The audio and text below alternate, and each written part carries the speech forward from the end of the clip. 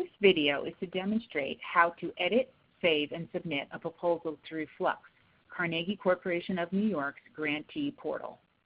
By now you've received a login and password as well as an email alerting you that you've been invited to submit a proposal with login information. Once you log in, you will see this welcome page.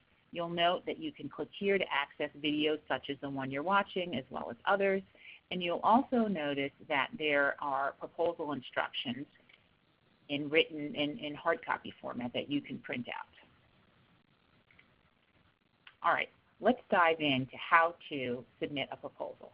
The first thing you're going to do is verify your organization's contact information. So you're going to click on My Organization, and you will see a number of fields, including fiscal year-end date, tax ID, and your organization's street address, etc.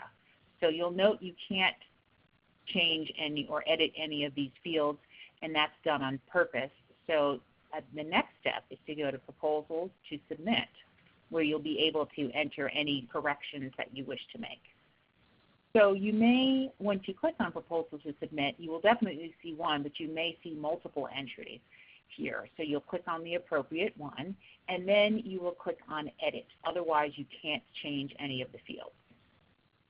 Once you're in Edit, you'll note Application Notes.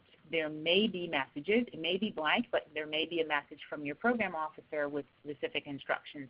You can also enter a note to your program officer here.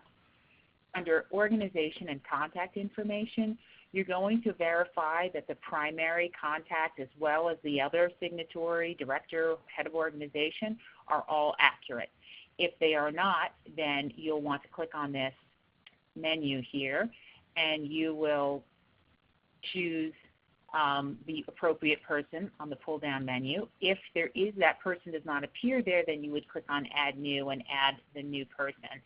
And we'll show you what to do there. You're going to say, does this user need a login to Flux? Yes. Active flag is yes. Then you'll enter the first name, the last name, and the email, as well as any additional fields that you may have for us, and then save. At that point, you will have the opportunity to populate these fields. Okay, the next step is to confirm that the organization information that you reviewed earlier under My Organizations is correct. If so, you would click here.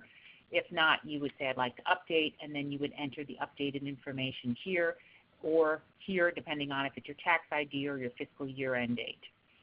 Here is where you can add additional contacts to those that are listed here. Say you have a project co-director or a social media contact that you would like for us to add as a user, you would enter that information here.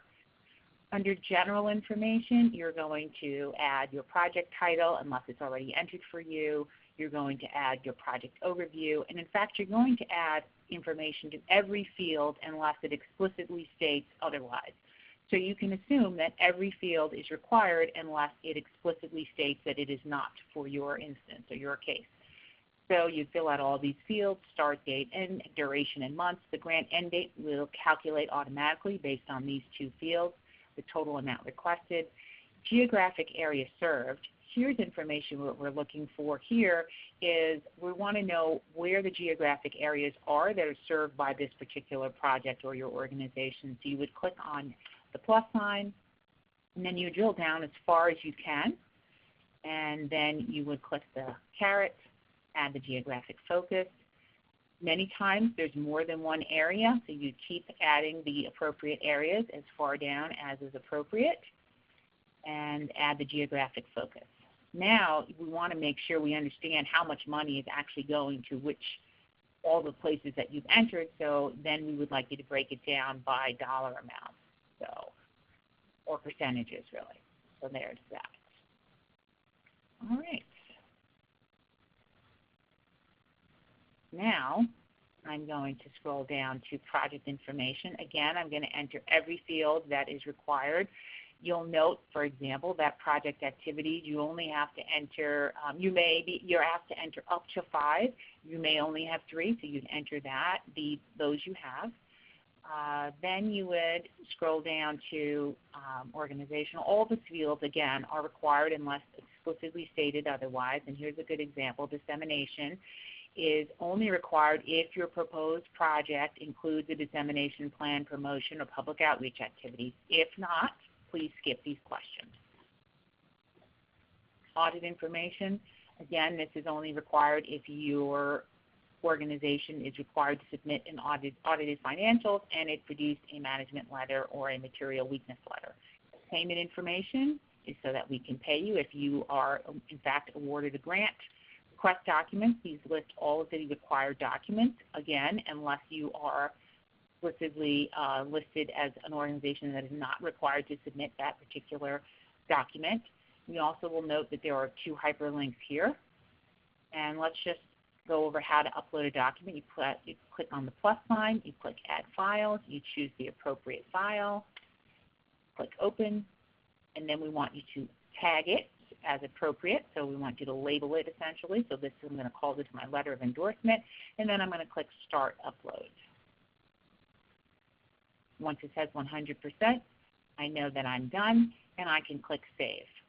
At this stage, I have simply saved my application. I have not submitted it, and the reason I know that is because I can still see the Submit button. Once I click Submit, it's actually submitted, and so then I would be completed.